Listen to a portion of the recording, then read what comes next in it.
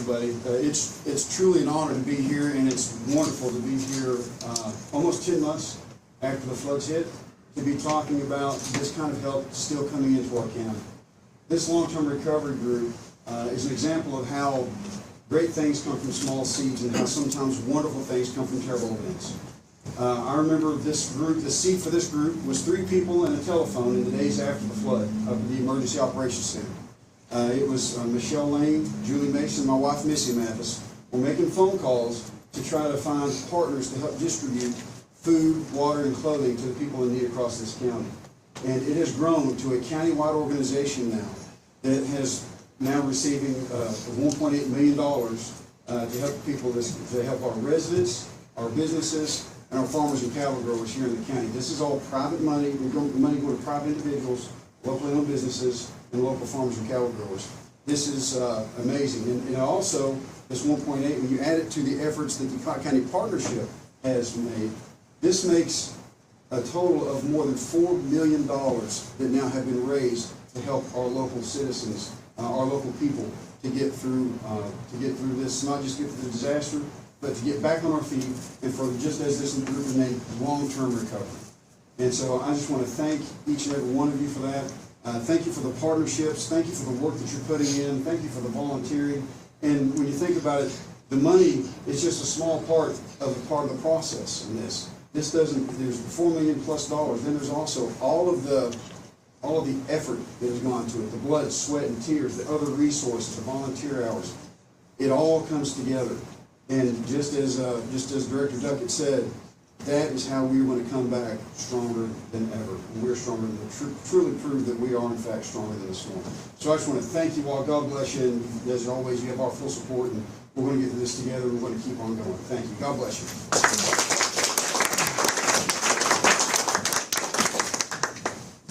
So certainly at the local level, mayors experience a lot. Obviously, it's not anything you think about as you're running municipalities or counties. So Mayor Mathis's efforts, and also Mayor Dykes and City Administrator James Fincham, they had a lot of work to do. So with that, I want to ask Mayor Dykes to come up for a few words. And the best part is he wasn't planning on speaking. He walked in and he's been voluntold. So, all right.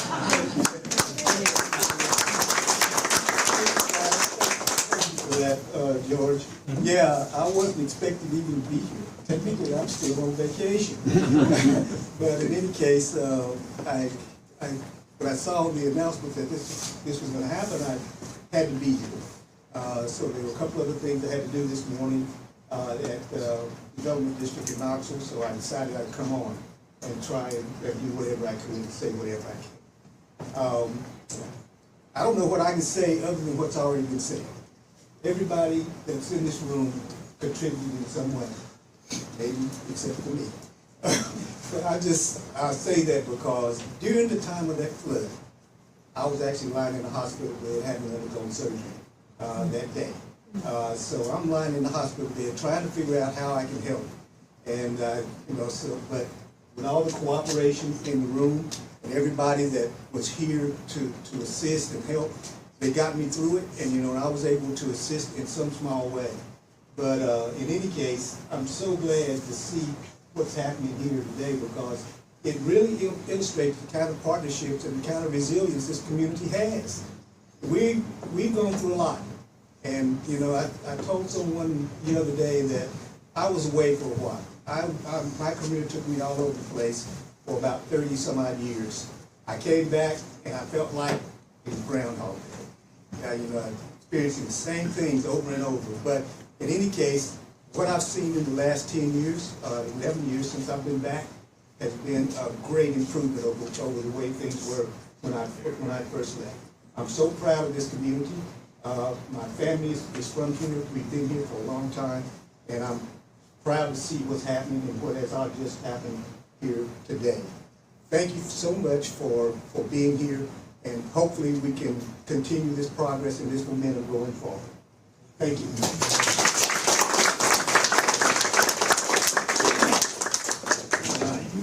So You know, as Cocke County and the city of Newport continue to grow and become stronger, volunteers are great, things are great, but what it takes is state level, national level folks to carry larger parts of the weight. So with that, we've got our representatives here, our state representative, state senator, and I know both of them have been very active through this, and a lot of stories to share. But as with everything, in particular with state awards, we really count on them to continue to carry our torch and support us. And so with that, I'm going to ask State Rep Jeremy Faison to come up and say a few words. Thank you, George. George, the next time we do this, can you make sure I do not follow one of the best mayors in all of Tennessee, and certainly the best dressed man in all of Cocke County? Thought we were in Cocke County, and I didn't know we were downtown. Daryl, George, Dr. Lloyd, thank y'all for doing this. Before I have any remarks, I'd be remiss to not mention our fellow Americans in Texas. That, I don't know if you're keeping up with it, but they are experiencing every bit of what we experience and more, and that'll rip your guts out right there. Government doesn't get it right often, and Steve and I, sorry, Senator Sheldon and I hear that often. We get emails every day about how we voted or this or that, and people comment on social media about they don't like how we said this or voted this or blah, blah, blah. But it's rare that you ever see the truth of there's so much more that we do than just take a vote. There's so much more that we're a part of than just taking a vote in Nashville. And I wish that people would, I beg people all the time, you'll rarely hear me speak where I'll say, hey, take ownership in your capital. Come up there, spend the day with me. Several of you have been up there with me. Dr. Lloyd's been on the House floor with me. George has been there with me. I want people to see so much more than what the news media or social media wants you to believe. It goes so much deeper than that. So I thought I asked my wife, I was like, you think it'd be all right if I just kind of give them a synopsis of how this money even got here in the first place? And she said, do it. So if my wife says it's okay, I'm gonna just tell you really. So during this storm, speaking with Mayor Mathis, watching everything going down, helping where we can, seeing this, I start to realize, working with Tima, on the phone with Tima every day, I realize there's money coming from Tima. But that money coming from Tima has an ungodly amount of straps on it and red tape on it, and some of you are like, oh boy, and because it's associated with the federal government, who rarely ever, if they, that's just a cabal up there if there ever was. So with all this money that comes from the federal government, flows through the state government, it is a nightmare.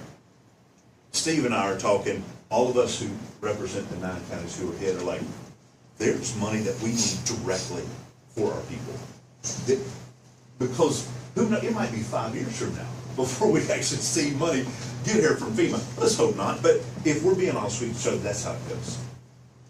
So as we, thankfully, I've been in a position that I'll meet with the governor regularly. I'm on the finance team. We started telling the governor, we need some direct appropriation. We need help at our farmers, our local businesses right downtown. There are people that FEMA and TEMA aren't going to touch, but their lives are wrecked. I don't know if you realize this, but there is not a time in Tennessee history where a natural disaster took place like this that we had a special session and appropriated direct funds just for the people who were hit.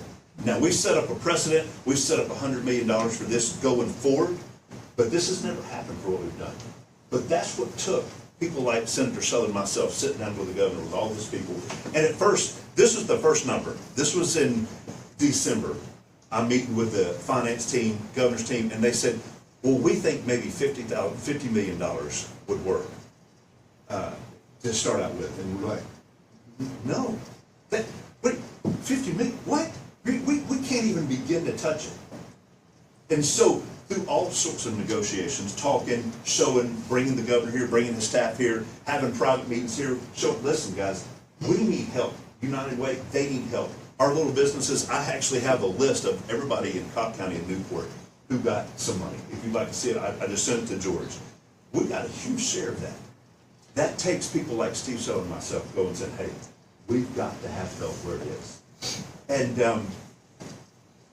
there's not a better group of people to help than those of us right here in Appalachia. And it has just been a pure joy to see the love pouring out here. I would encourage all of y'all to pay it forward for our friends in Texas if you got a little love that you can share with them. But as for purposes of today, this is a good day. And I'll tell you this, it's just a start. This is the first round of funding. There's more money. And Steve and I have constantly been pounding. I don't think government can make us whole, but we can do better than we do. So anyway, my name is Jeremy Face, and I've had the awesome privilege of being the state rep here for the last 15 years. And Deborah, just seeing you there, it makes me think, nobody in Nashville, when it comes to this money, says, well, are we giving money to Democrats or Republicans or this or that? We're giving it to Tennesseans. We're making sure that we're responsible with your money, with the people's money. It's not ours. Government doesn't have any money. It's what they take from you. We just send that money right back and say, hey, how can we bless you? Let's make sure we're helping the business, the small businesses, the farmers, the ranchers, the people who are handling our trees. Let's take care of them. So anyway, this is a good day for Cocke County, and it's the first round of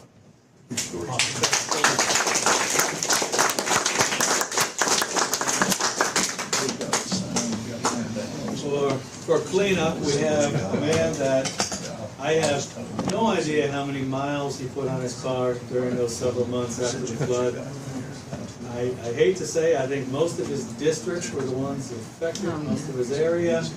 And I'll tell you, through all that, never a time where a call wasn't answered or wasn't down here trying to see what we needed. So I have learned a lot about what it means to care as a legislator from this man. So I'd like to introduce State Senator Steve Sullivan. Thank you.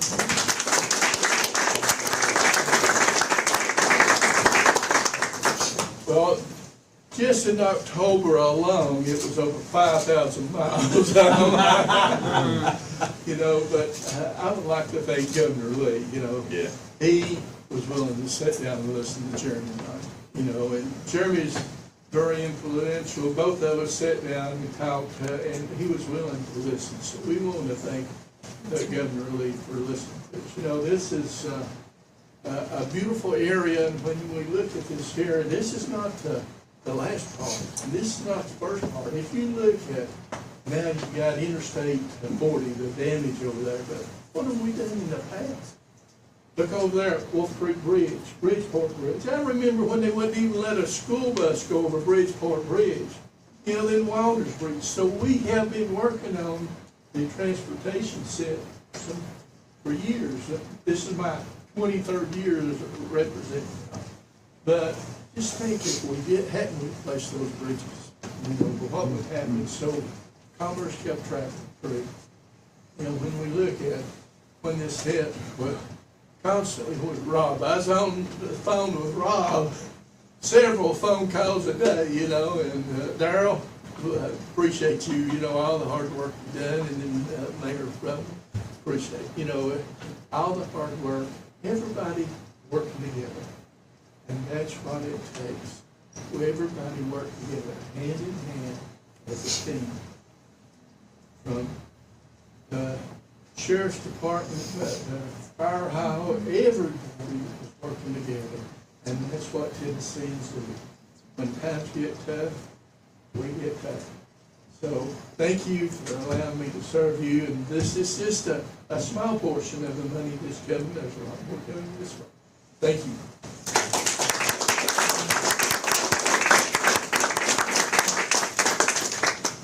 All right, before we'll have an opportunity for some questions here in a second, but I just want to wrap up by saying I really hope not only the folks in this room, but if you see this or read it in the paper, you understand that, again, this is a special community, a special county, a special place, and none of these legislators, none of these politicians are here for a photo op. They have been knee-deep in it with us the entire time.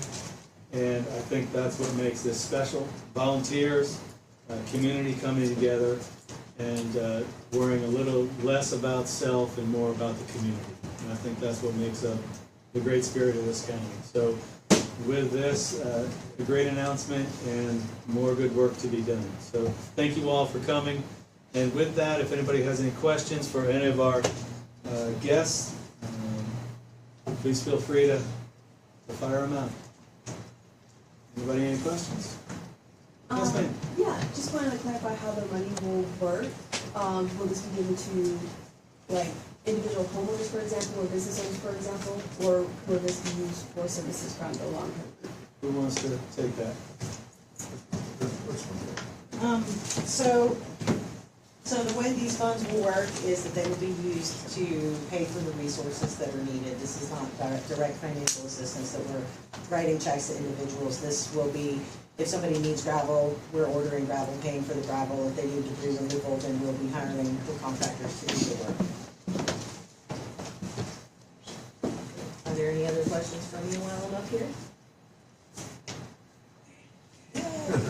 Good job.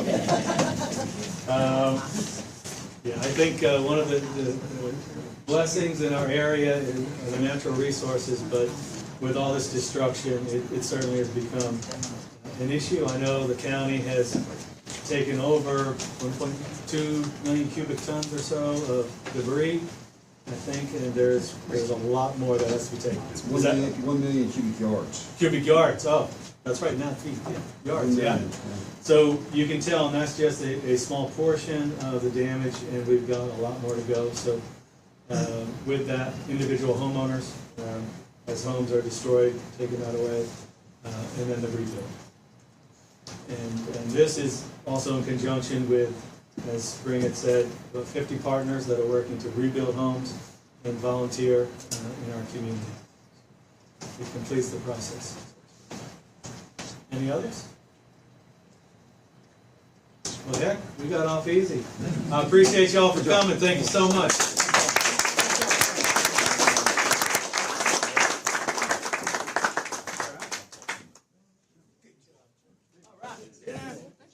Thank you. I tell you, there's no snap.